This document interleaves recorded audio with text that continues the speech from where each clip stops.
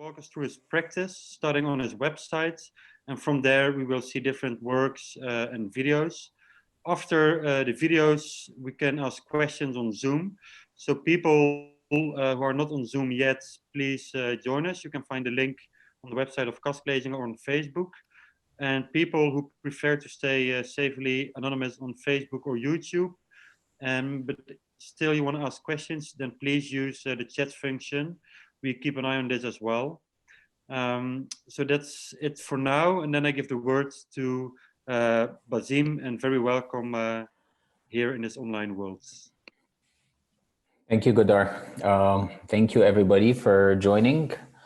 I hope that if you're on YouTube or Facebook, it would be better if you come here to Zoom, because then you can ask questions, because I think it is very important for this to succeed that people ask questions all the time.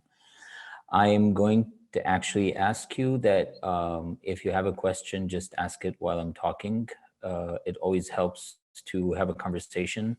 Also, so I won't have to talk to myself for a very long time.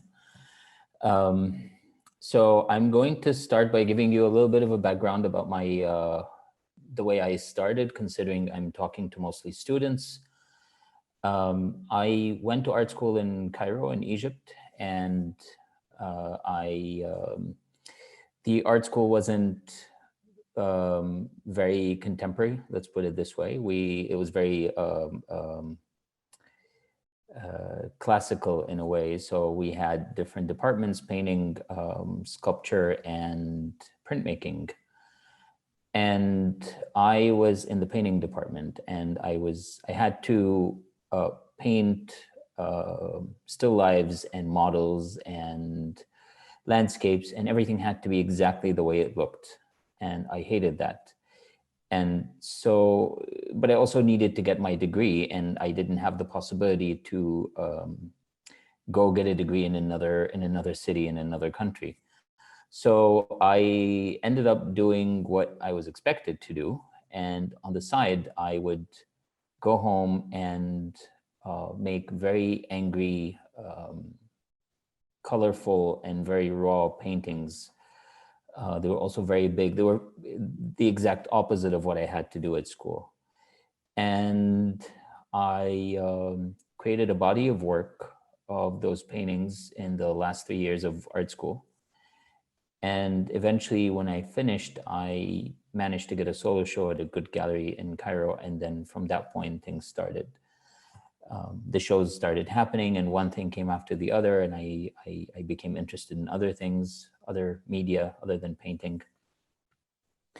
But one of the things that also helped me as soon as I finished art school was that I started applying to artist workshops and artist residencies in different parts of the world.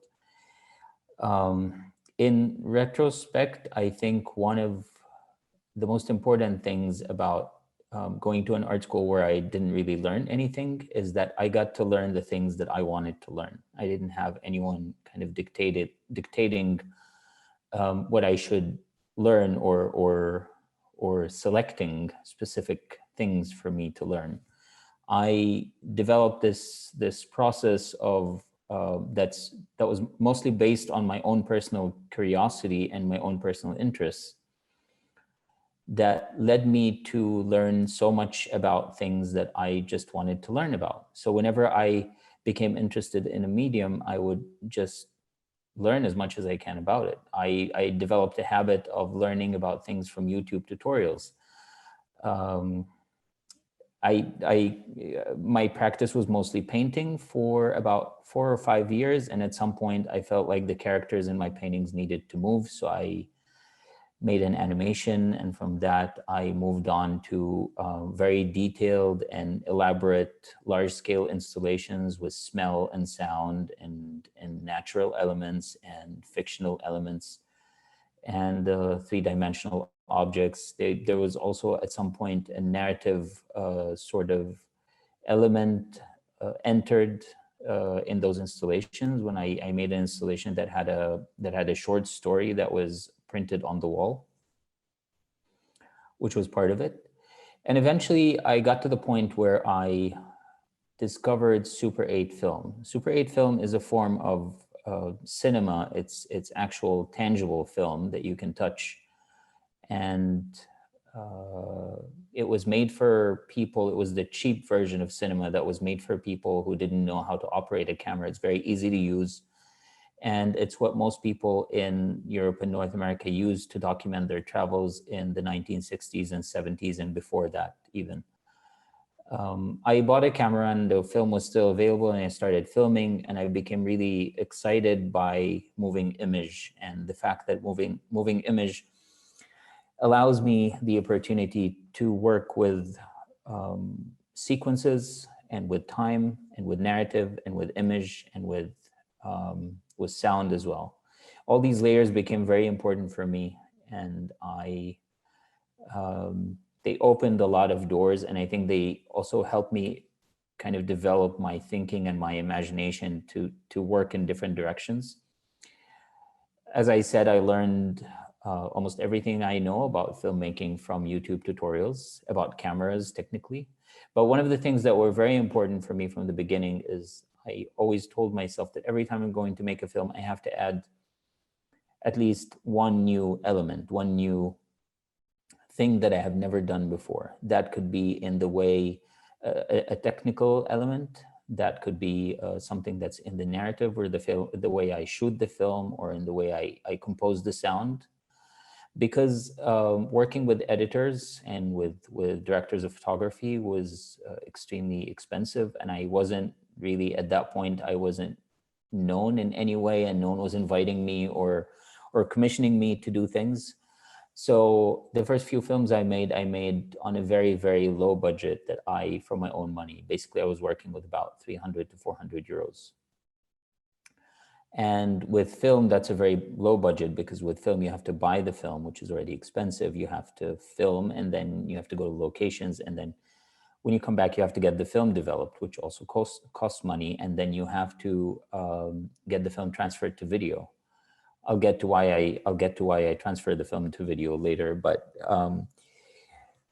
I ended up teaching myself how to do all these things by myself: editing, recording sound, mixing sound, sound design, editing sound, filming, color filters, angles, how to film, how to use the camera, when to zoom, when not to zoom, when to pan out. A lot of things became more than they were. I started seeing them as more of an exciting process, because every time I learned something, I saw potential in expanding it. And the most important thing for me is that once I learn how to do this thing, the point is not to do it the way it was intended to do. The point is always to take it out of its comfort zone, to do something with it that maybe was never done before, at least try to stretch its abilities. So let's say I buy a camera, I understand how the camera works, and then I try to do something with it that is outside of what it was meant to do. And that kind of helped a lot in developing my work. And it also helped in creating work that kind of, I hope, kind of separates itself from other people's work. So I'm going to start from the end and go backwards. I'm going to start with a film that I made last year. It's called New Acid, and I know that some of you have been already to see my show at Muka in Antwerp, and that film is there. So I'm going to show it quickly. It's not long. It's about I think 11 minutes long, and then we'll talk about it. And I want you, I want to just to create the structure for this. As you can see, I talked for like 10 minutes, and I don't want to do this for the whole hour. So what we're going to do is, after we watch the film, please ask any questions you have. If you have questions while the film is playing, just ask them and I'll answer them after that. And then I'll start showing other works, and then we'll discuss them as we go. So for now, I will show the film.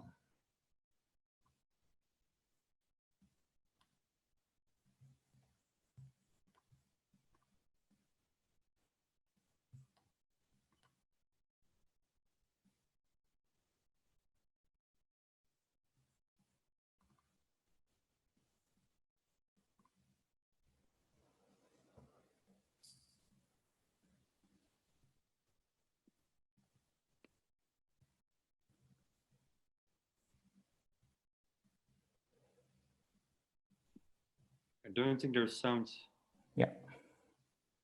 in the food.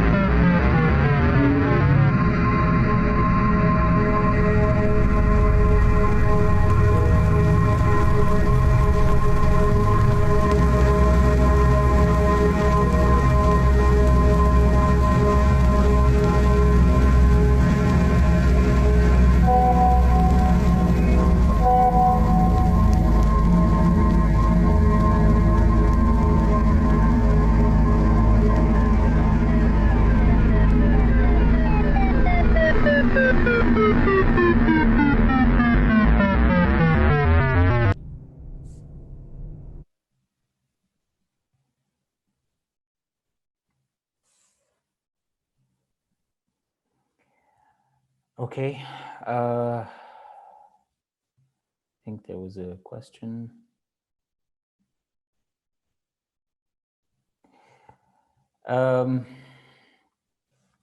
So I, just to, yeah. I see one question. I don't know if you see it as well. It's in the Q&A Yes, section. yeah, I saw it. I just saw it. So I will answer the question. Did you film the animals yourself? Was there first the images or first the idea of the conversation? Well, it kind of happened at the same time. I have been thinking about a way to kind of talk about the way people communicate now, how we all communicate now, how reality has become partly virtual as well. The conversations, a lot of the conversations we have happen to be on a white screen with words appearing, and what that means for the way we communicate, what that means for the way we understand each other's facial expressions. And I didn't, I was kind of aware of the fact that people don't like to be criticized. So we don't like to look in the mirror and see something bad. So I was looking for protagonists, for main characters, actors that people would be more likely to accept. And I also like to introduce things like humor and color in my work. I see them as starting points to kind of, if I want to say something that's not so pleasant or heavy, I start with humor, I start with color, I start with something let's even call it cute. And this way I kind of lure people in and get them to be more receptive to hearing the stuff they maybe wouldn't have liked to hear earlier. So I was thinking about that, and at some point it just came to me that animals would be the best protagonists for this. We like animals, we see them as cute, they're colorful, they're interesting, they're intriguing, but we also see them as inferior to us. We think that we're the most interesting creatures that live on this planet, and we obviously own the planet. So once we believe that, it makes sense that animals would be the protagonists that tell us things that maybe will be cute and funny in the beginning, but then later will start kind of getting heavier. I went to different zoos in different cities, and I started filming, but in the end, the footage I used was mostly shot in a zoo in Athens, mostly because of the light and the color was perfect there. Everything was shot on 16 millimeter film, which again is cinema film. And then I converted it to video, and then I added the text messages. My initial idea was to write a script, and I tried to write a script, it just didn't work. So what I did was to work on the film in a very kind of basic analog way. I took screenshots of every single piece of footage that I had, every single scene, and I printed them really small, and I stuck them all on a wall that I have in my studio that moves on wheels, and I put the wall on wheels in front of my desk while I was editing, so I could see all the animals, all the footage I have. And then I started going to my studio every day, and every day I would build on top of the conversation. I started with the first part of the conversation, the starting scene, the opening scene of the film, which says you want to go back to your place. What's at your place? Your dignity. This is the only part that's not fictional. I witnessed this conversation outside a bar in New York, and I wrote it down right away because I realized that this is the best way to start the film, to have animals having this conversation with each other. The rest was all fictional. I wrote the rest. The soundtrack is also the same. It comes from field recordings and other samples that I've been recording on my phone and on a sound recorder as I go.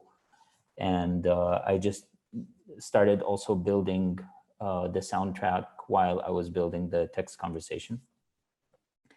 And it just started growing, and it was very important to create characters, to give the animals characters, so that each animal represents something, has a personality. So, for example, the meerkats are irritated by most other animals. The peacock is kind of the animal that kind of questions existence, is more of the philosopher. The hippo has insecurity issues, relating to its weight.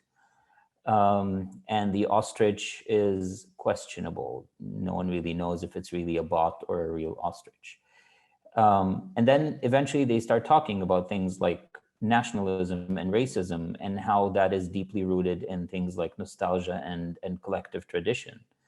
And they start talking about their existence. They start realizing that they don't know each other. They've never met each other, which is something that I also realized while I was filming in zoos, is that we think that animals know of each other's existence, but they don't, because they never see each other. They all live in the same zoo, but they're all in their cages, so they never get the chance to actually know of each other's existence. Maybe they hear each other or smell each other, but they never see each other. So the only thing that actually connects animals in zoos is our cell phone cameras and our eyes. And then eventually they realize that they're in a zoo, and eventually the humans arrive, the visitors to the zoo, which they call them the ugly faces with their cheesy sunglasses. And eventually things start unfolding, and the conversation moves forward, and there is a peak which is where the lemurs start convincing the humans that they are domesticated, and they escape. In the end, I think for me, the most important thing was that they start the questions that they ask ourselves and each other. The one thing that kind of brings them together is that almost all of them can't sleep. They're all sleep deprived, and it's driving them crazy. Apart from the flamingos, it's the kind of thing it's the kind of only thing that unites them. And it was important for me to create something that unites all these animals. So yeah, in the end, the film ended up being this way, and I feel like it kind of, it was interesting to work with it, because it's also very different from all my other films. My other films are structured differently, and also the way they look is different. This is much lighter, this film. So, but it also, I managed to say what I wanted to say with it. So from this, I will go to... But maybe in between, before you go, I have a short question. Yes. Like you quickly said, you filmed everything in 60 millimeter film. And this is quite like a craftsman method, I would say, because probably you developed the film also yourself partly, or? No, I didn't. The one thing I don't do is develop the film, because that's a very complicated process. So I send it to get developed to the lab. But I do a few things to the film before it. So one of the things I do is that I like to open the camera a little bit to allow a little bit more light, which is why there's those orange flickers on the side of the image that you see sometimes. I use a lot of color filters in front of the lens.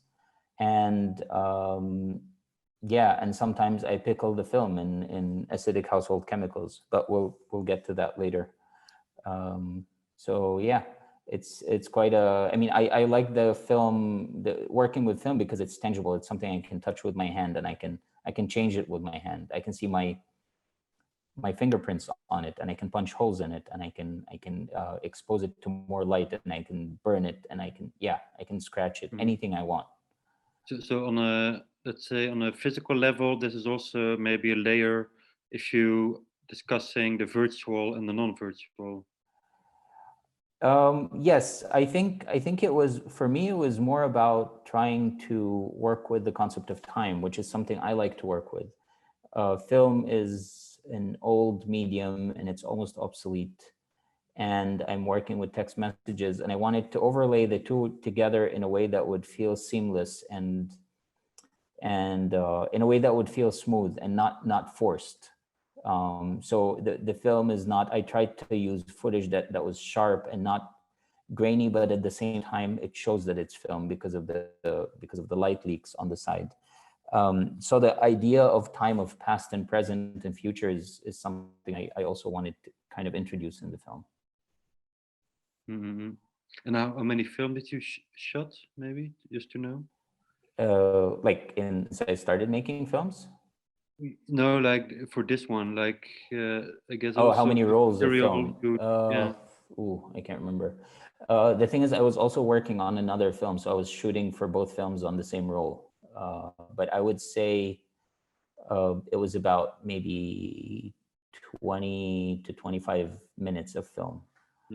So yeah, that would be maybe 20 by 3, 7 or 8 rolls, maybe. Yeah.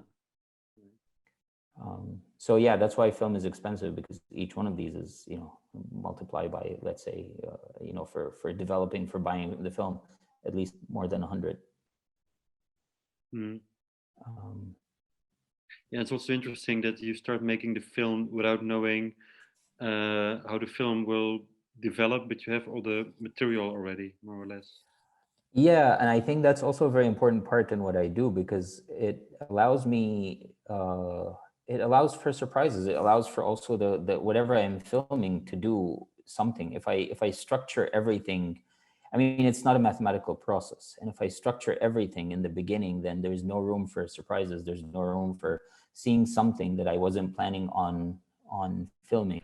So all I knew was that I wanted to go to that zoo. I wanted to film animals. So I just walk around, and if I see an animal in a certain position that looks cinematic to me, or it looks good, or it's an animal that I would like to film, I would film it.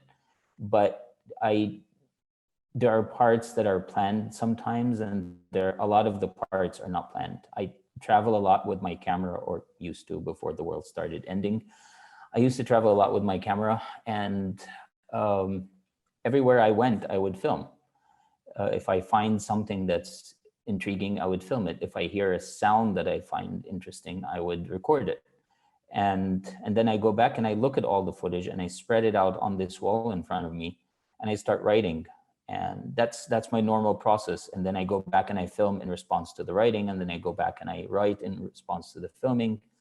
It keeps going back and forth. But for this particular film, that didn't happen, because it was very difficult to create the conversation without seeing the animals, without knowing which animals are going to say what. And I think once I filmed them, and once I saw all the animals, it became very clear to me that what their characters and their personalities are going to be like. Because I think that the element you mentioned that I really liked and never thought of is the fact that they only know each other through our phones. Like, this is the place where they are kept together, more or less. Yeah. This is what connects them. Yeah. But of course, also on a level that you use these text messages, this is also a way of pointing out this element, like how we are connected through our cell phones, that also they are connected like this. So this is also an element you thought of while you already had all the material. Yes. It's something that I guess I started with. That was one of the main reasons why I started working on this idea. The idea that we're entering a time when people will have more virtual friends than they will have real life friends. And I think eventually maybe we'll get to a point where every person will have maybe 2 or 3 real life friends and hundreds of virtual friends. So it's somehow, when I went to the zoo and I started filming, somehow that kind of was mirrored in that relationship between them as well. And they don't even know that they exist on our cameras, because they don't, on our cell phones, because they don't know what a cell phone is. So it's kind of complicated. Yeah. Maybe I will move to a different medium and different works. Just gonna turn my video off and share my screen.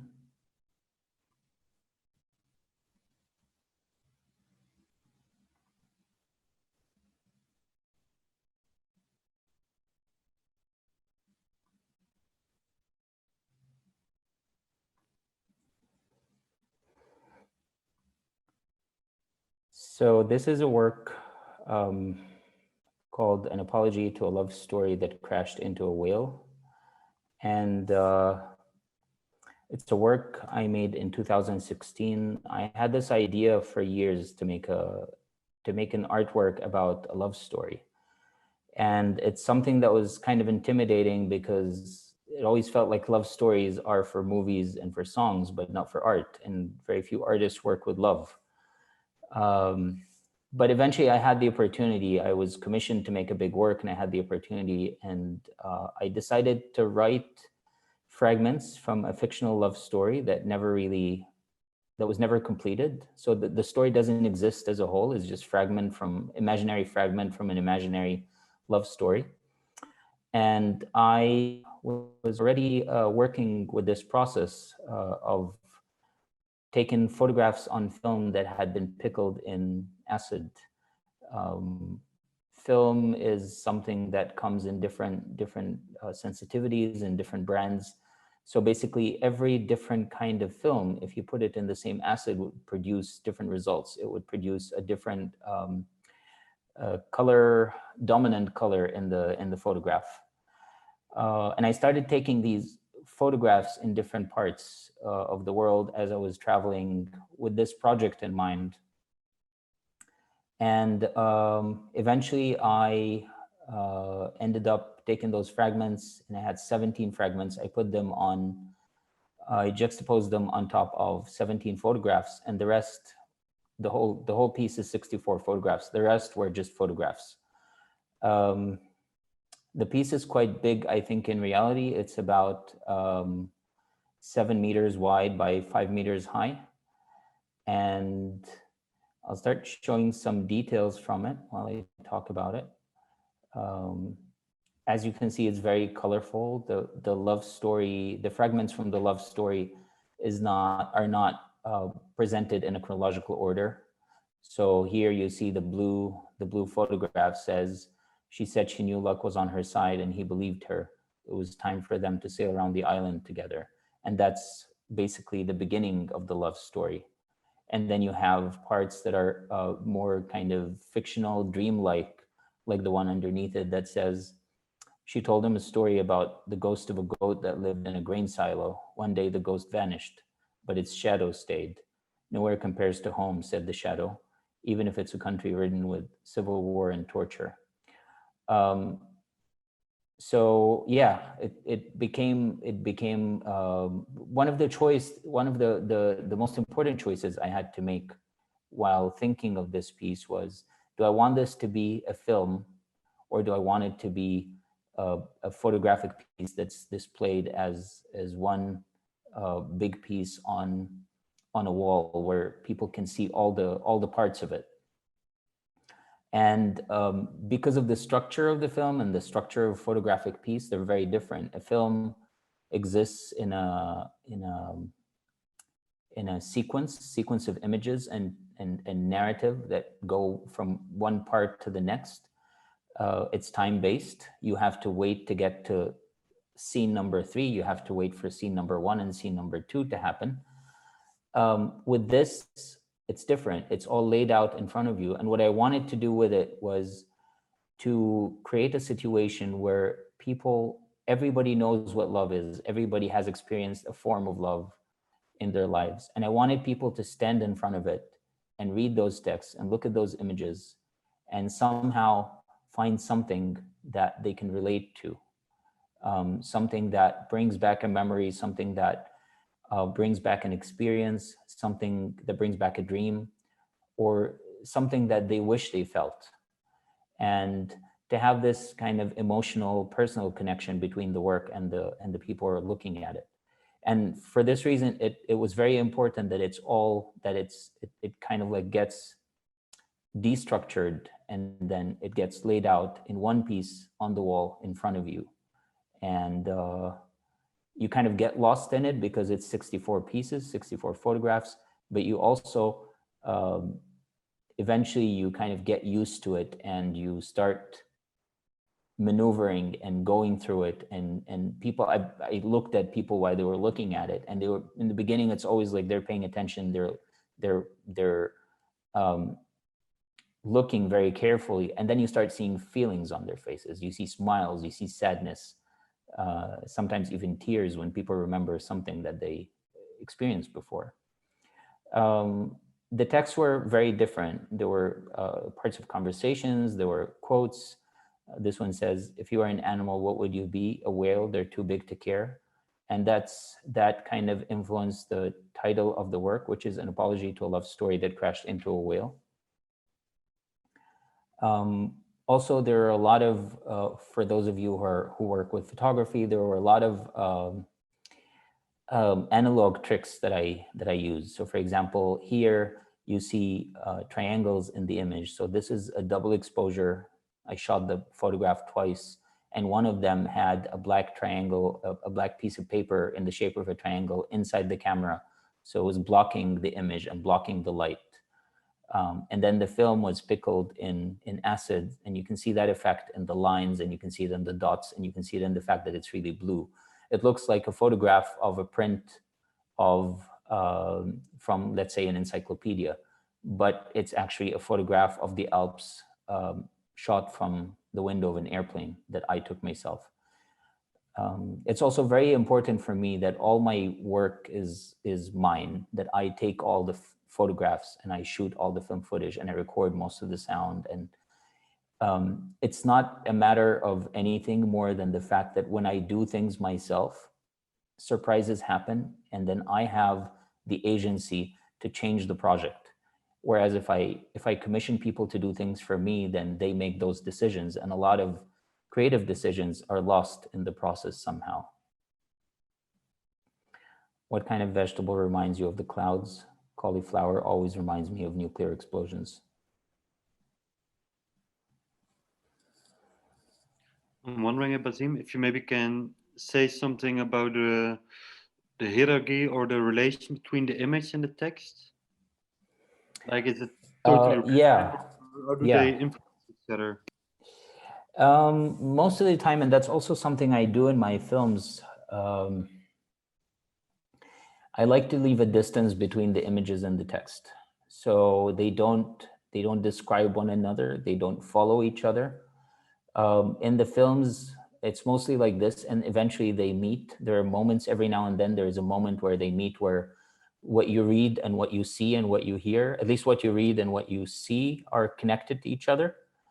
But with the photographs, I wanted to kind of keep things a bit separate so that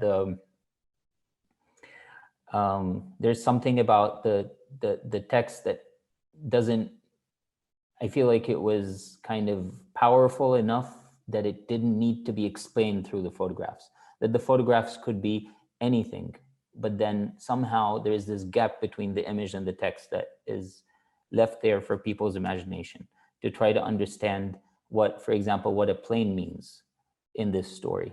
Did someone travel? What this means? Some of the images, I put them on kind of burnt out photographs where the acid kind of burnt the photograph completely. And for example, this one says, "I'm not as strong as you think I am," he said. "I cry like a baby every time I get on a plane." So somehow it connects to the image of the plane, but they don't have to be next to each other. The idea is to create all those visual connections when you look at the piece. She nodded and whispered, "I know how much you love our children." But then how do you decide this text comes on this image? Different things. One thing is I treat everything I do like a painting. So something like this, it was very important that the whole work is balanced in terms of color. So color plays a role. The work has to be balanced. I don't want to put all the yellows in one part and all the greens in one part and all the blues in one part. Things have to be balanced. I think of it as one work. The other thing is I wanted the texts to be also scattered in a way that they're not all grouped together in one part. I wanted them to also say something, something that is non-linear, because if I wanted the story to be linear, then I would have done it, I would have turned it into a film, but I wanted it to be scattered. I wanted it to be fragmented. In the end, part of any work has to do with intuition, but intuition is not some magical word. Intuition is mostly experience, is mostly you doing this several times before and realizing what works and what doesn't work, learning from your mistakes, looking at the things that don't work, trying to eliminate them or maybe to get them to work next time. And the things that work, you either keep them the way they are or you improve them. So for me, that's intuition. And I can't, there's no mathematical formula for this. There is the logic that I use, and for another artist, they would use another logic, but then it would still be successful.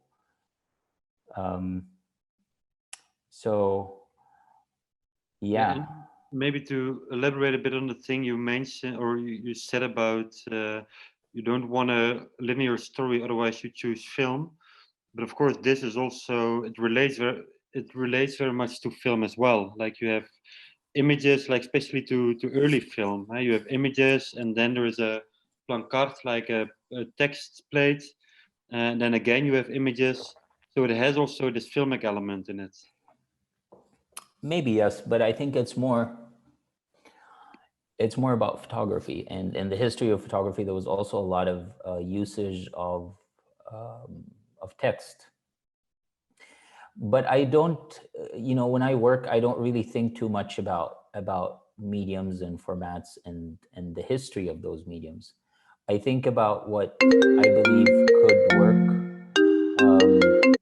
and what I feel would communicate my ideas the right way. So that for me, that kind of worked, and text is actually something that I like to work with, because at some point I became very aware of the alienation of art from general society, and I'm just going to put it in a straightforward way like this.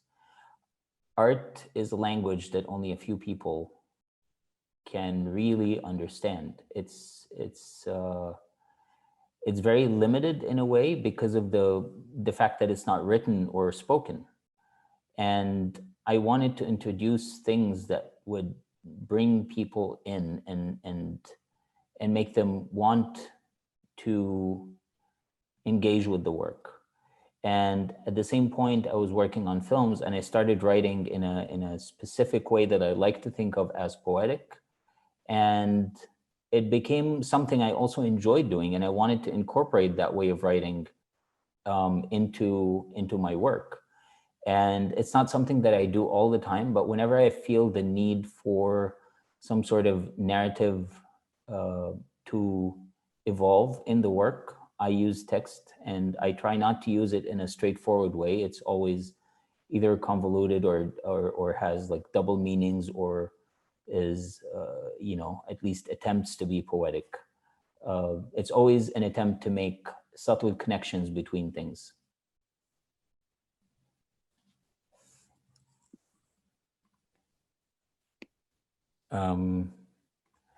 So actually moving away from that, I will go to a work that's text-based, and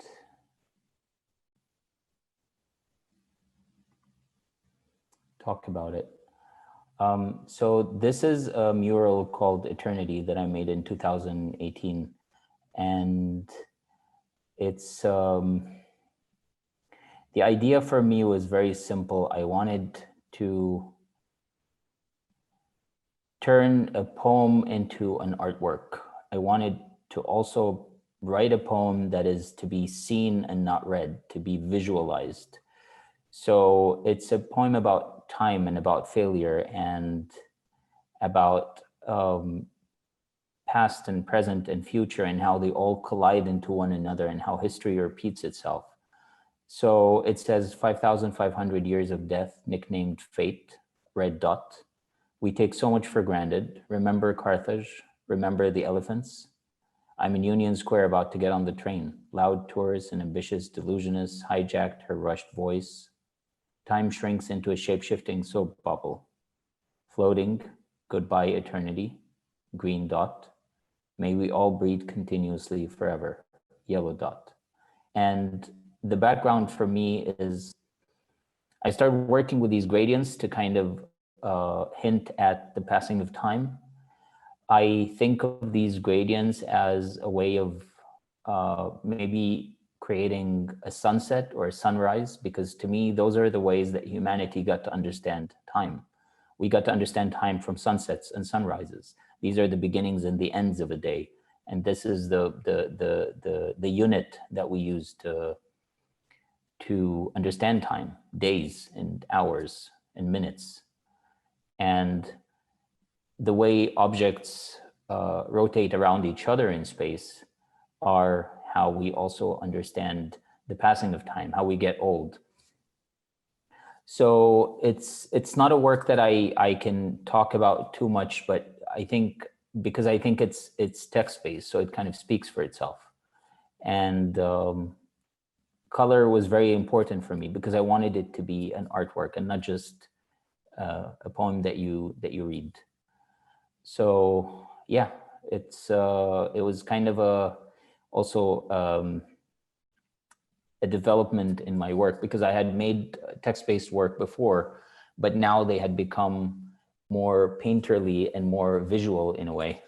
And that's something I also enjoyed working on. And it was a commission?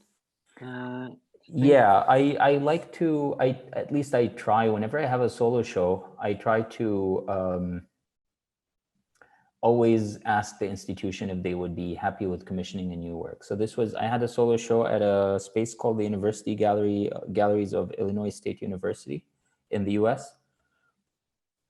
And they commissioned this piece for the show.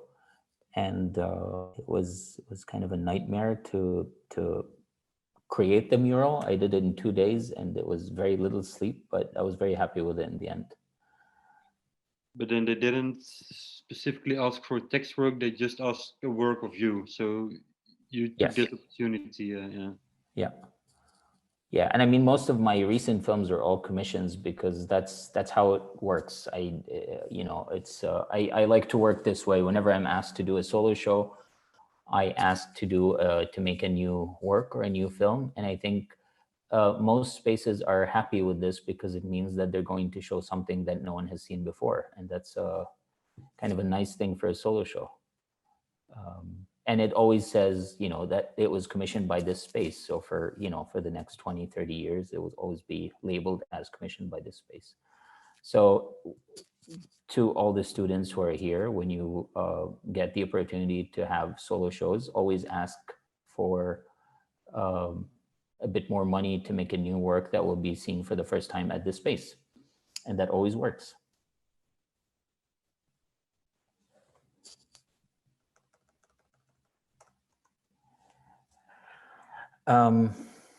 Maybe now I can talk about paintings, just to kind of have a... So I studied painting, like I said. There are a lot of things that art school made me kind of hate. One of them was oil painting. And I gave up on oil until the lockdown happened, and I had these big canvases in my studio that I've been staring at every day for 7 years. I had them in my studio for 7 years, and every time I looked at them, they felt intimidating because painting is something that requires a lot of time and it requires a lot of concentration and involvement. And I was traveling a lot for shows, and it was just difficult to stay in the studio for 2 months to work on a large painting. And the lockdown happened, and I realized this is the best time to do this. So I started working on paintings, and I made a body of work in the 5 months of the first lockdown. And so yeah, this is what happened. A painting called A Desperate Epiphany led us to the elusive phantom of tangled truths. And as you can see here, there are a couple of references to the film that you just watched, to New Acid. So somehow this is what happens after the film ends. These are the lemurs that escaped by convincing humans, the ugly faces, that they're domesticated, and they all arrived at this place where it's a dead end. There are walls all around, and there are two screens that seem to hold the epiphany of the truth, but they're both glitching, and there is no truth. So for me, it was a good starting point. Also, it has something to do with something that I like to do with a lot of my films. I take a moment or a scene or part of a conversation from a film and I turn it into another work in a different medium to kind of expand onto this idea and stretch it and see more potential in it. I like to think of the films as an octopus that has many tentacles, and then I kind of keep finding more tentacles and expanding the work in different ways by making new work out of it. So this painting kind of was maybe influenced by that. I'll try to zoom in to show you some more details.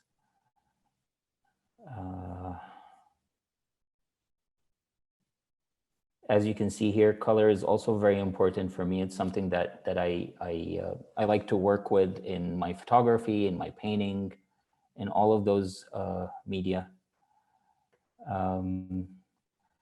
This one is called Several Molecules of Future Liberties Manifesting as Baby Miracles. And they're both quite big. They're 167 by 244 centimeters, which was also another layer of intimidation, working on something this big, which I hadn't done before. There's not much I can say about my influences for the paintings. I start with a simple idea and then I keep adding on top of it, and I let myself go and I let myself crazy, and I try not to think too much. I mean, I think, of course, about structure, about color, about composition, but regarding the content, it's again, there's a lot of room for intuition. There's a lot of room for accidents. There's a lot of room for failure, and it all works out in the end. I don't stop painting until I feel like it's done, and that's also something that comes with experience. One of the things I thought about a lot when I was painting this, when I was working on this painting, was circles. I wanted to paint as many circles in it as possible, and it became kind of a challenge between me and myself. So, you see circles here, here, here, here, also two-dimensional circles here, and here, the eggs, but also in the planets or the moons where I decided to paint faces or parts of faces. And I think for me, the most important thing is also it has to be fun. I have to enjoy painting. I have to enjoy everything I'm doing when it comes to art. One of the most exciting things about painting is that, unlike photography and filmmaking, with photography and filmmaking, you're always filming something. There's always something in reality that you're photographing.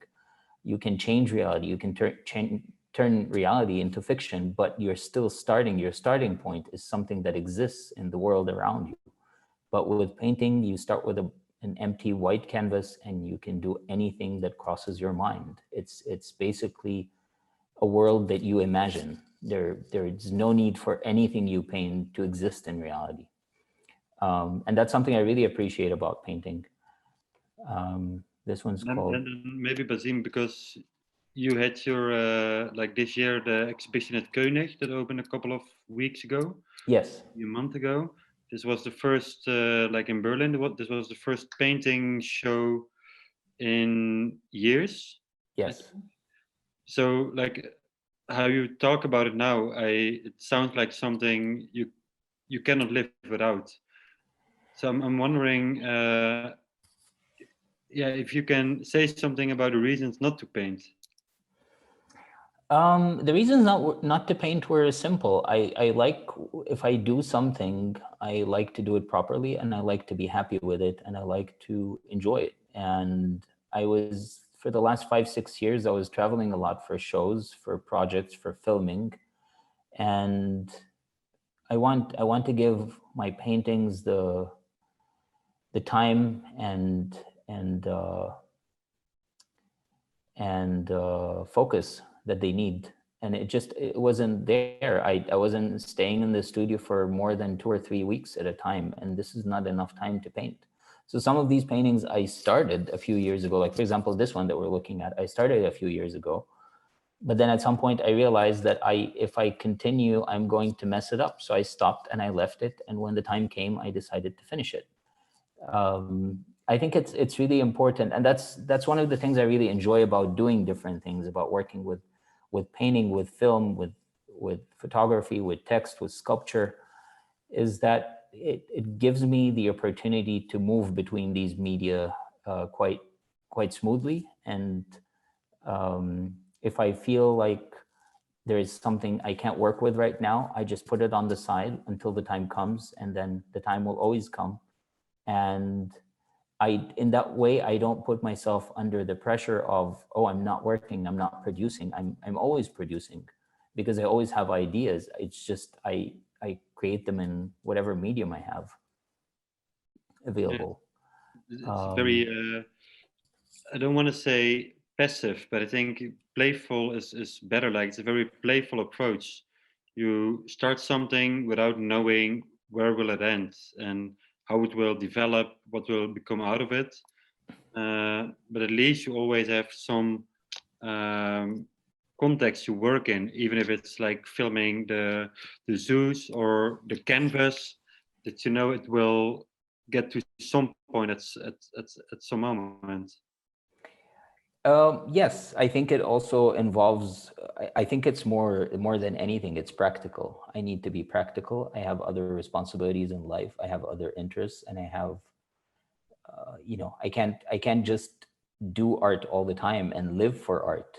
There are other things that are happening in my life, and it's all about organizing my time and managing my time to be able to do all the things that I want to do and all the things that I enjoy and love doing in a way that doesn't compromise my art. And so, I mean, even art involves a lot of other things. I always say making art is 30% of what I do. The 70% has a lot to do with being an artist, the practical stuff of being an artist, replying to emails, talking to curators, organizing shows, figuring out installations, sending invoices for people to pay me money that I need. There's a lot of other things, replying to emails, which takes an insane amount of time. There are a lot of things that I have to do, and it's all about managing my time and finding the mental capacity to do things. And painting needs a lot of mental capacity, and I would prefer not to do it if it's not there. And once it's there, I want to take that opportunity and make sure that I do it as much as I can. So that kind of what dictated this kind of long pause from painting, Mm. and what also dictated going back to painting when the time came. Maybe you could say something about the backgrounds that we see with the Yes. What I wanted to do here, I'll talk about this one, I think, because that was the first one that I had this idea for. All these, some of these paintings, I mean, this is on canvas, but this was on panel, on some kind of board, and also this one was on board, and this one, and that one. And there was always the question of how do I display them? They need to be on something so that they can be framed. And they're also quite small, so I didn't know what to do with them. And then I had this idea that I want to actually create this image that verges on maybe a Photoshop image with a gradient, but it's painted, and it's oil paint, and you can see the oil paint, and you can see the brush strokes and the gradient, and the colors would somehow again expand on the colors that are in the painting. So maybe put all the colors in the painting together, you come up with these two colors, and you create a gradient between them. Again, it's not mathematical. A lot of it is me guessing, and a lot of the decisions that any painter makes while they're painting are basically how you feel. And sometimes you go with that feeling and sometimes you don't. And sometimes you go with that feeling and you realize your feeling doesn't work and you just paint over it. So, but for me, it was important to kind of find a way to expand a painting beyond the edges of its physical existence, and that's what I did. And I think I'm happier with the results in some of them, but that also changes. Like whatever I like now, I might not like so much tomorrow, and whatever I don't like now, I might like more, even more tomorrow. Um, but yeah, this one was more kind of had more humor in it, so I wanted the colors to be kind of brighter, more happier. The titles are also very important for me. Titles are my titles are usually long, and the idea for me is that when you see a painting in a show and you go look at it, it tells you something, or you see something in it, and then when you go and look at the title, it tells you something completely different, but then it's also valid. Uh, the idea is to understand that reality can be understood in so many different ways, that reality can be different things, that what we understand doesn't always have to be the way things are. Um, and I see the title as a very important layer of any work I make. It's something that can take the work left or right or up or down, or it can say so much about it, or it could say very little about it. But in the end, it it takes it somewhere. It adds another layer to whatever conceptual and physical layers and aesthetic layers you have in the work itself.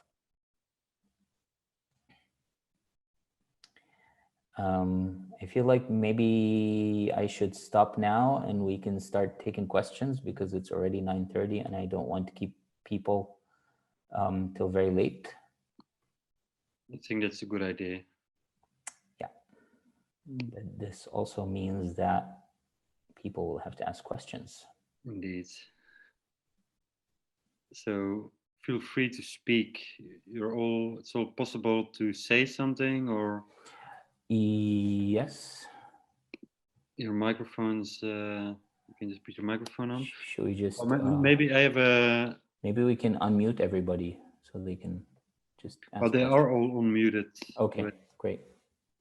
There's a but they can question also here. write it down. I'm Francois. He wrote but you can read it in the Q&A. Yes. You speak about the love story piece as a photographic piece, and indeed the images are strong and ask for being looked carefully to get their forms, the nuances of their colors, the feelings they may convey for each viewer. Did you ever doubt about the grid presentation or its size, in the sense that it could be invisible? It could invisible the meaningful details of your images, the concentration and calmness they require to be felt. No, not really. I doubted it before, maybe because it was something new, and I wasn't sure how this is going to work. It was something that I had never done before. I also wasn't sure about the scale because it was really huge and I had never made something this big. But I think once I made it and I looked at it and I started seeing people's reactions to it, I was quite happy with it because in the end, it looked monumental and it was full of details. And that kind of responded to what I was trying to say, that love is monumental. It's full of details. It's full of layers. There is no black and white. There's no right and wrong. There's no person who's good or bad. There's no good or bad. It's about all these details, all the hints, all the gestures, um, all the things that lead to whatever happens to it. And yeah, I completely understand, of course, that certain details of the photographs are lost because they're very far to be seen. But in the end, it's everything in life is limited. I was going to say every medium is limited, but everything in life is limited. It just kind of made sense to do it this way at that time, and I went with what I felt would work. And I was happy with it, and then I moved on and I made other work. And I think that's also important to kind of develop and keep moving. Thank Maybe you. also the You're welcome. surrealistic element in your work. Sorry, what's that? No, it was Anne-Françoise. Maybe you want to elaborate on it? I saw you were asking a question. No. I was just yeah. I was just thanking Basim for his answer. You're welcome. But I think it's also maybe the surrealistic elements that are part of it, like in your work, how you come up with stories, and also here this idea of the unconscious way of finding meaning in images and the use of images, that it automatically creates a meaning in itself. I mean, that really depends on how people perceive them. But what I try to do is I come from the understanding that any photographic image is a representation of reality.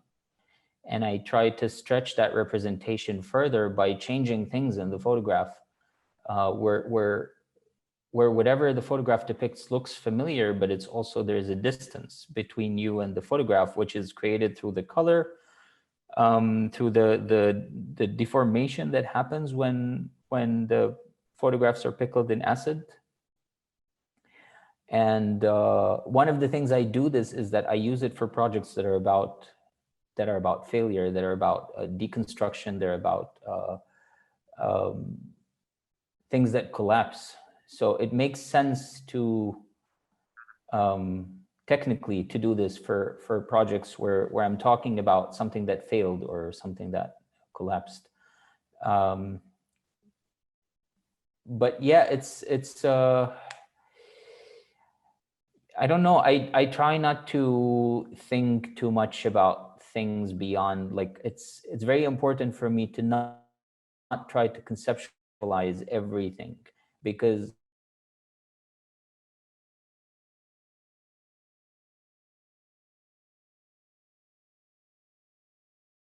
it's great if people think of things, but I want people to also feel things, because we all share the same feelings. We may have a different level of education, a different level of intelligence, a different level of understanding of intellectual understandings of things, but we all have the same, we all share the same feelings, regardless of culture or language. And that's why it's very important for me to speak to, or at least to try to speak to, people's emotions. Mm. So humor plays a role, talking about love plays a role, talking about heavy stuff sometimes plays a role. I mean, I think my interest in this started in, I think, 2010, when I made a film called 13 Essential Rules for Understanding the World. And it's a film that's very simple, and you see the footage of tulips with faces painted on their, drawn on their petals. And then there are 13 essential rules for understanding the world, voiced by my own voice. And they go things there. I mean, they start from, funny to, they range from funny to very heavy to very kind of defeatist sometimes. So one of them says, never let yourself fall asleep, you'll dream. Another says, never trust dogs or people, they both bite when angry. And then one says, think of death and the dead every day. Death will still take you by surprise, but you'll be more prepared than others. So it kind of ranges. And somehow the tulips with the faces, hearing this while you're looking at the tulips with the faces on their petals, becomes kind of very awkwardly funny. And at least in my opinion, they balance each other out. And what happened with this film was something very interesting. I finished this film and I put it on my website, because I like to put all my films on my website as soon as I finish them. And that's a different story, but it's very important for me to do that. I'll talk about this in a minute. And then I think someone who's really young and had a very popular blog took a screenshot of a couple of scenes from that film. and posted them on her blog. And then they kept getting reblogged and reblogged and reblogged. And by now, they have been reblogged, I think, over 1 million times. And that was a revelation for me. I realized that this film was being viewed online tens of thousands of times. Millions of people were looking at those stills. And this is an audience I have no access to as within an art context. I show my films in museums and galleries and art spaces, but I also show my films in film festivals. And the art world and the film world are quite different, actually. There are overlaps, and they overlap sometimes, but they are different people. But in the end, they're two small, very small bubbles. And it was very important for me that the films and my work is available for people who may be anywhere in the world. But also it came with the realization that most of the shows that I show in and most of the festivals that my films are screened in are in what is called the first world. And that means that if I only strictly allow my work to be seen in those contexts, then I am creating this situation where I'm only allowing a specific special people to see my work. So it was very important for me to make it available online. And then I took this a step further. So whenever I make a show now, I ask people to take photos and shoot short videos of, whatever they do with their phones in my shows. If they take photos or videos, I ask them to change those photos, to turn them into memes or to add doodles or emojis or stickers, and in a way to contribute something to them, to change something. They can even cross out words and add their own narrative and add their own words. If they want to parody something, they can parody it. But the idea is that in the end, there is something else, a very loose collaboration between two people who have never met each other and will probably never meet each other. And then they post it on Instagram using a hashtag, Dear Basim. And somehow this creates a conversation. I get to know, in a way, what happens to a show after I leave, after the opening. And people feel like they have the agency, that they're, whatever they feel or think can be shared with the person who actually made this work. And I became really interested in this idea of, of accessibility and dissemination of an artwork and communication with people that I don't know. And it all started from,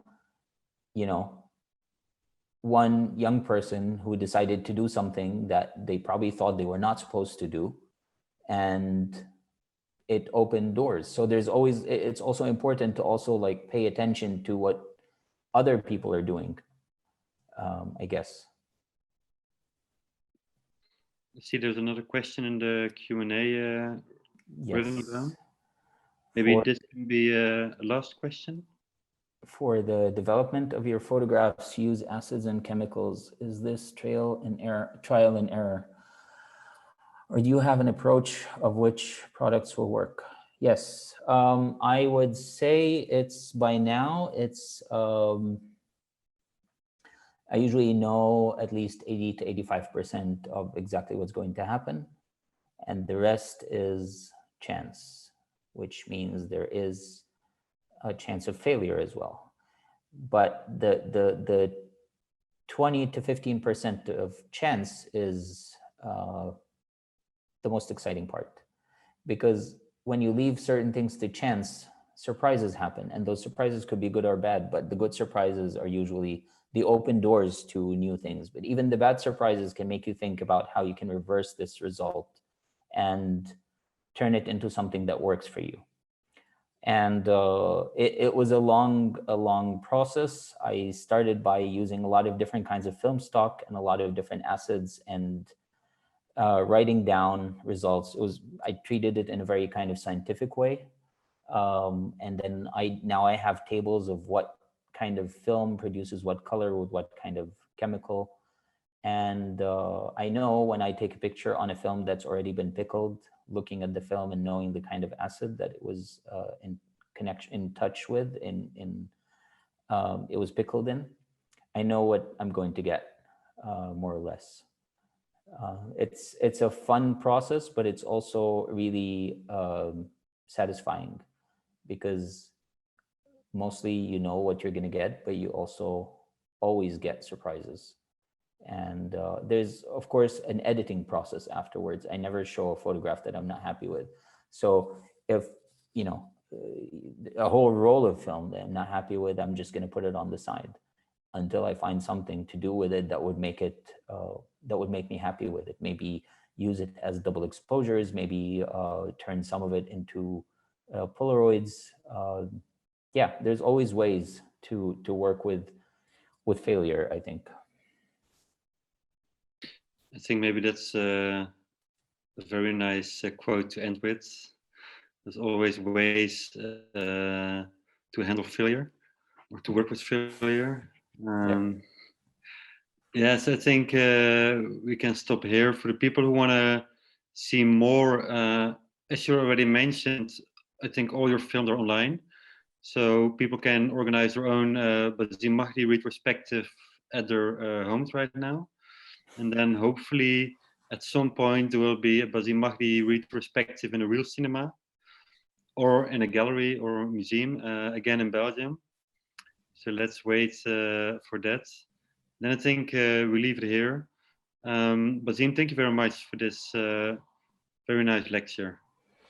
Thanks to you, and thanks for everybody who came. And yeah, we went quite late, but I also hope that very soon I will be back in Belgium and I will meet all the students that I got to talk to in person and see their work in person, which will be very interesting for me.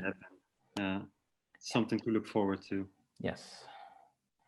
Right. Thank you. All right. Well, thank you all. Have a good evening. Have a good night.